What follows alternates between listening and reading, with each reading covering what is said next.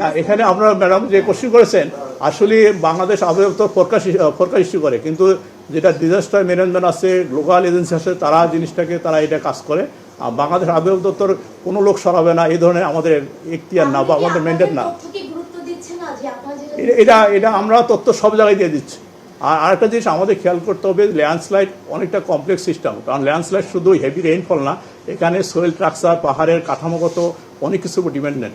আমরা যদি পাহাড়ের যে ন্যাচারাল যে স্ট্রাকচার যদি আমরা নষ্ট করে ফেলি, সেক্ষেত্রে হেভি রেইনফল ওয়ার্নিং দিলেও কোন পাহাড় আপনাকে সবচেয়ে ঝুঁকিপূর্ণ এটাকে প্রথমে আইডেন্টিফাই করতে হবে, এবং আইডেন্টিফাই করার পরে যদি আমরা হেভি রেইনফল ওয়ার্নিং যখন গেছে ওই সব পাহাড় থেকে সরিয়ে আনতে হবে, এবং এটাকে আইডেন্টিফাই করার দায়িত্ব যে লোকাল প্রশাসন, তারা এইগুলো করবে। মধ্যে আমরা যে কাজ করেছি ইতিমধ্যে আর একটা কাজ করছি আমরা, ফ্লাশ ফ্লাড মতো আমরা আর্লি ওয়ার্নিংয়ের মতো একটা প্রোটোকল তৈরি করতেছি।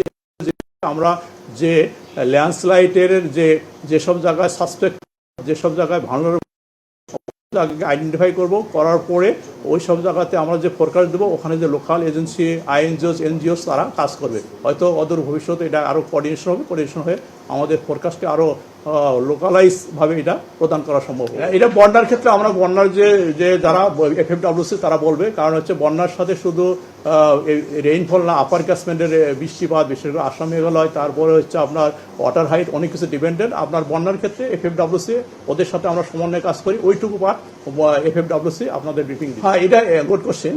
যেটা হচ্ছে বেসিক্যালি হচ্ছে যে যখন একটা বড় বন্যার ক্ষেত্রে পুরা ক্যাচমেন্ট ধরে বৃষ্টি হতে হয়, আসাম, মেঘালয়, ত্রিপুরা এইসব জায়গাতে।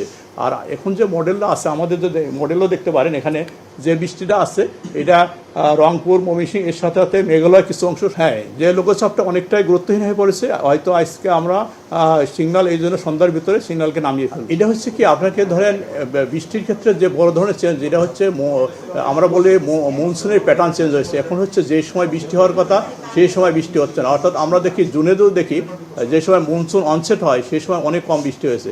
আমরা যদি জুনে দেখি প্রায় 30% কম বৃষ্টি হয়েছে। অর্থাৎ ইদানিং দেখা যাচ্ছে বর্ষার শুরুতে কম বৃষ্টি হচ্ছে, পরে যায় বৃষ্টিটা বেশি হচ্ছে। আর এবছর যেহেতু এলনিনো ইয়ারে এক ধরনের চেঞ্জ দেখা যায়, যেটা হচ্ছে ইরাটিক রেইন, অর্থাৎ শর্ট টার্মে বেশি বৃষ্টি হওয়া।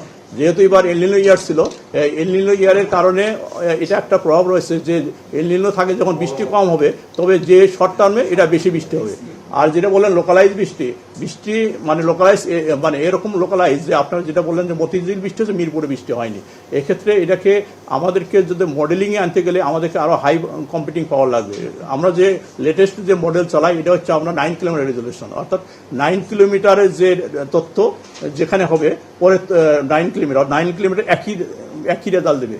কিন্তু যদি আমরা 3 কিলোমিটার চালাতে পারি, তার 3 কিলোমিটার পর ভেরিয়েশনটা এটা বের করা যাবে। কিন্তু 3 কিলোমিটার রেজুলেশন মোডে চালাতে গেলে আমাদের হাই কম্পিউটিং পাওয়ার আর এই ক্ষেত্রে রাডারে যে হেল্পটা লাগবে, ধর মিরপুরের পূর্বাভাস যখন দেবো, মিরপুর বৃষ্টি হলো কিনা আমি কিভাবে জানবো, আমাদের স্টেশন নাই, ওখানে রাডারে হেল্প নিতে হবে। এই ক্ষেত্রে রাডারে হেল্প লাগবে, ঠিক আছে। এবং আরেকটা রাডারে হেল্প লাগে কি, এই যে রাডারের ডাটা, আমাদের যে মডেল আগামী 10 দিন বৃষ্টি হবে, ওই ডাটাটা এখানে দিতে হয়। মানে এটা ইনডাইরেক্ট ভাবে আমাদের ফোরকাস্টিংয়ে বড় ধরনের ভূমিকা রাখে রাডারের ক্ষেত্রে। আমার মনে হয় এটা ক্লিয়ার হচ্ছে।